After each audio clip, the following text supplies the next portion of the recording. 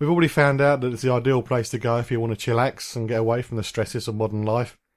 We're going to talk a little bit more about the regions and the islands to see which ones should be visited by a UK tourist. I think you said there was 18 islands, and I'm pretty sure they're split into 6 regions. Which ones are best suited for tourists?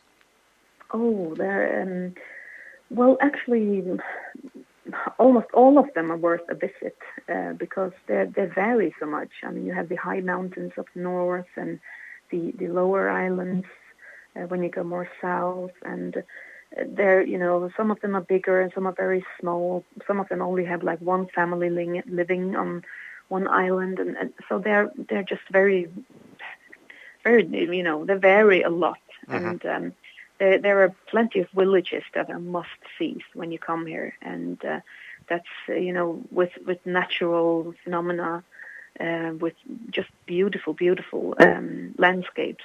Yeah, I can mention the island of Mykonos, which is the westernmost island, with all the puffins, for instance, and I can mention a small village called Jegs, which is up north on the island of Estoy, and Saxon, which is another beautiful, beautiful village on the island of Streymoy, which is the biggest island. It's often used as a film location for ads. I know it's been used in some English ad as well for glasses and for Carlsberg. I think it was Specsavers or something it was called. Okay. And it's just very, it just doesn't look like anything else you've seen before. And there are plenty of villages. I love the southernmost island, Suðuroy, which has beautiful nature and it's very accessible, that island. You can also come with wheelchair and everything, and totally up to the mountains, and you can see the birds, and there are just so many different possibilities. And of course you have to see the capital as well. It's one of the smallest capitals in the world, but it still has, cozy cafes and local designer shops that sell, knitted products on local produce. You probably know the sweater from the series The Killing. Mm-hmm. It was designed by 2 girls that have their shop here in Tórshavn, and there are just plenty of different possibilities. So there are many things to do. When's the best time of year to visit? You said about the summertime there's a direct flight, but does it matter what time of year you go? No, it's possible to come all year. It's just that, we do have the most of the tourists here in the summertime. That's when it's most busy. Mm-hmm. And a lot of people come here because they like to see birds. And of course, if you want to see birds, you have to come in the summertime. And also, if you like to see the light, the total daylight of almost 24 hours, you have to come in the summertime. Mm-hmm. But actually, you can visit all year, and except from the bird watching, you can do a lot of other things like getting all the cultural elements. You can dive, you can dance Faroese chain dance, you can eat very nice food, and there are plenty of other things that you can do throughout the year. And actually, you can also occasionally see the Nordic light dancing in the sky in the wintertime. So I actually prefer the Faroe Islands in the wintertime because I think that I love the colors in the wintertime, and they're just different. In the summertime, it's very, very green. The grass is so green that you just can't imagine that it's real. You think that's a Photoshop picture or something. Mm-hmm. But in the wintertime, it's totally different. But that's when the sea gets so blue, and I like that color. So it's just very different, and that's also something that a lot of photographers and painters get very inspired of, the changing colors and the totally, the ever-changing climate, where you can have like 4 seasons throughout the day. You can have summer in the morning, and you can have winter in the evening, or the opposite. And that makes the sky change all the time, and the colors are just very changing. So that's you can never say that on this day we will have a good day or a bad day. It's just ever changing. That's one of the charms by living here. is the nature that rules here, and not the people.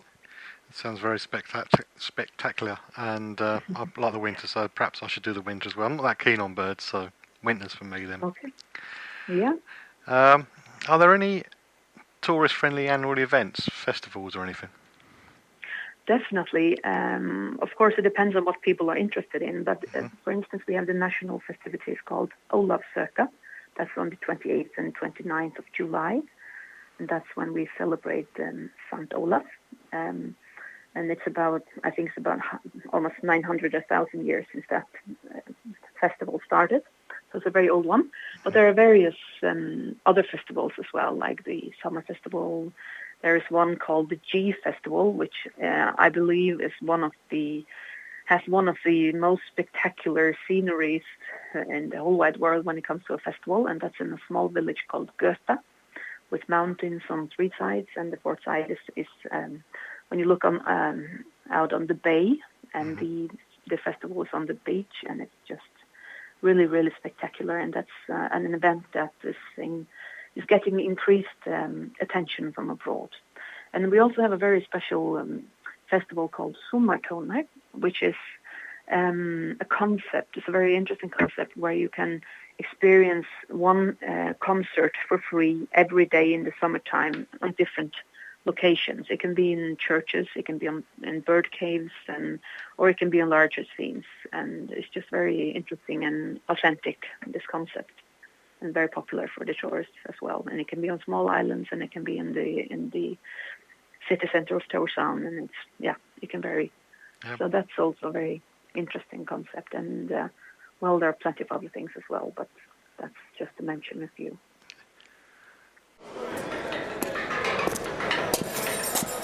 What about my phone call? I want to call my family. Too late now. Please, please, please. Step through now, please. Oh, no. Too late now.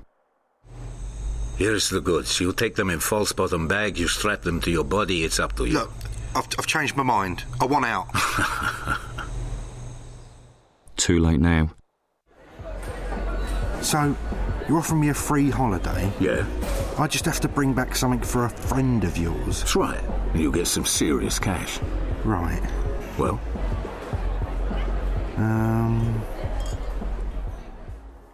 Not too late. Don't get talked into trafficking drugs. Once you're in, the British government can't get you out. Don't throw your life away. You can follow me on Twitter @holiday_hut. Okay, I admit it, I'm one of those people who post reviews online, TripAdvisor or whatever. But when I look back at the reviews I posted, I can't remember what day of the week I posted them. I don't know if I post more on a Wednesday or a Thursday. But it doesn't matter because somebody's done some research on this. Apparently, most guests usually post a review of their stay at the back of the weekend or as the working week kicks in. And this is according to the research from hospitality provider Ryan Solutions. They provide customer management software. It analysed 25,000 online reviews for American hotels over the last year to see if a pattern against if there's a pattern against any other online activity about the trip. The company found that whilst every day of the week contributes at least 10% of the overall number of reviews, only Sunday and Monday went over the 15% mark. I guess this makes sense as the guests might be inspired or angered by an experience to write the review for a property shortly after they return from their weekend break or at the end of a weekend-to-weekend leisure trip. What about you? If you've posted a review, please do share a link for your review on facebook.com/John Guinn Travel Show so we can all enjoy your feedback. And if you can remember, what day of the week did you post? Did you post on a Sunday or Monday, or did you throw a curveball and do it on a Thursday? Please do let us know. As I say, the facebook.com/John Guinn Travel Show. Post your review so we can enjoy your feedback, and please tell me which day of the week you reviewed it. You posted the review. As I mentioned at the beginning of this really bad segue, I have posted reviews about food as well. And as you know, food is very important in my life. So it was as obvious that I was going to get round to the question about food at the Faroe Islands. What's the food like? Is it all fish? A lot of fish and a lot of lamb. Mm-hmm. So that's the food based on the local produce, but it's just very, very fresh.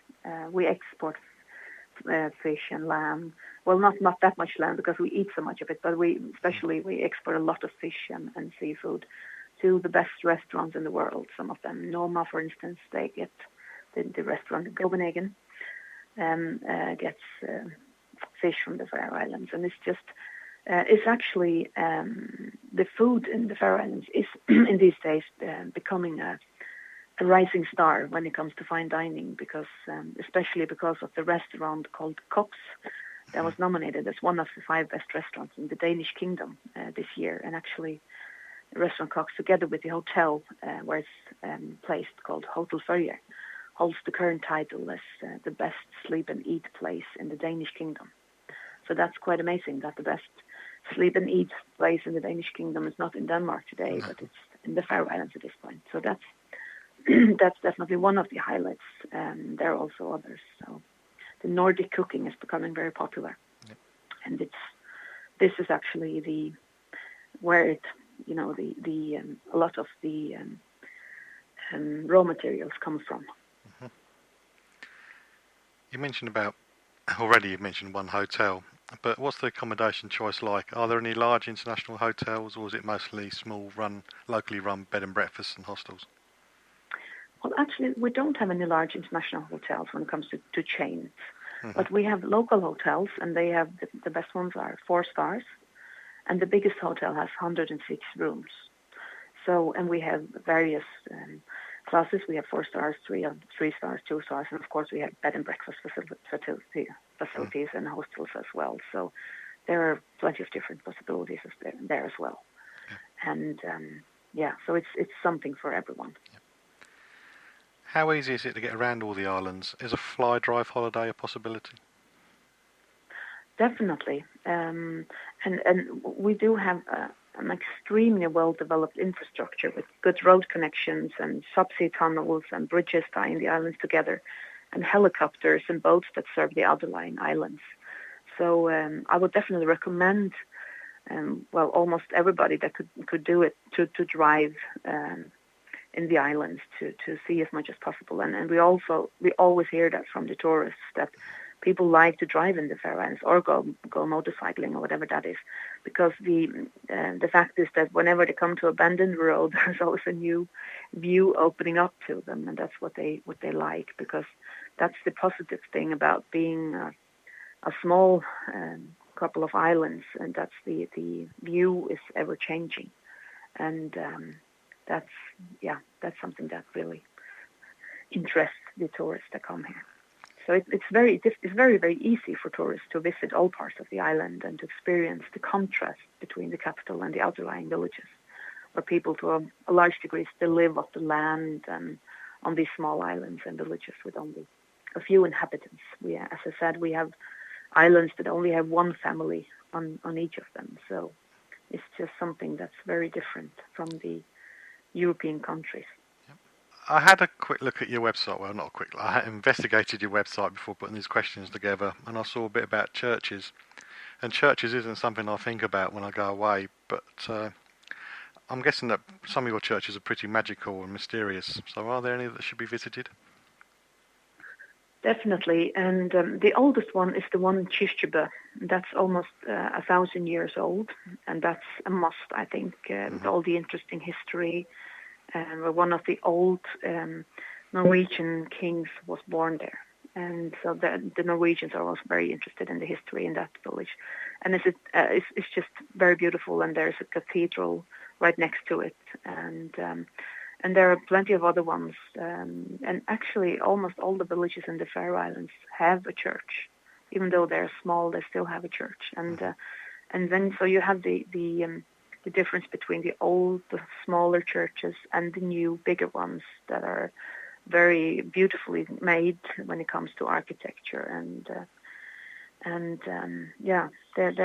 are plenty of them. So you should take the possibility to go to see some of them. And sometimes, if you're lucky, you can go to a concert or something in them as well. Yeah. So actually, most of them are open on Sundays when there are ceremonies and so on. So, and some of them are open throughout the week as well, where you can go in and